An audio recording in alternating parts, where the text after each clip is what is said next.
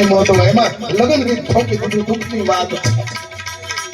ભારતની સંસ્કૃતિ કોનાથી જાય છે એની વિધ વેદના છે. જેને ગાયું છે એની યારે આપણે કઈ તકલીફ નથી.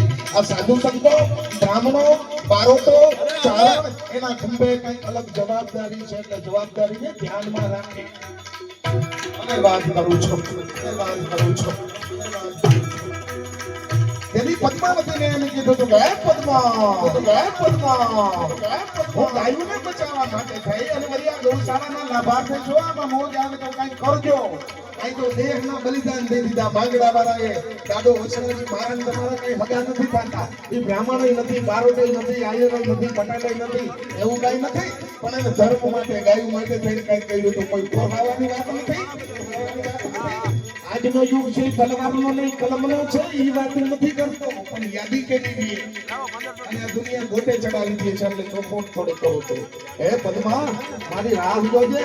હું જીવતો આવીશ ને ગાયને બચાવવા માટે થઈને જાઉં છું. જીવતો હોઈશ તો આ રમત છે ને આપણે બે અત્યારે ચોપાટની રમત રમી છે ને એ રમત આવી અને હું પાછી પૂરી કરીશ.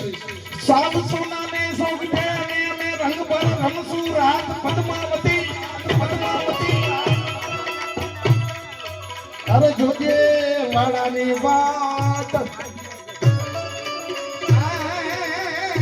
ઓલા પદ્માન પાછા આવશું.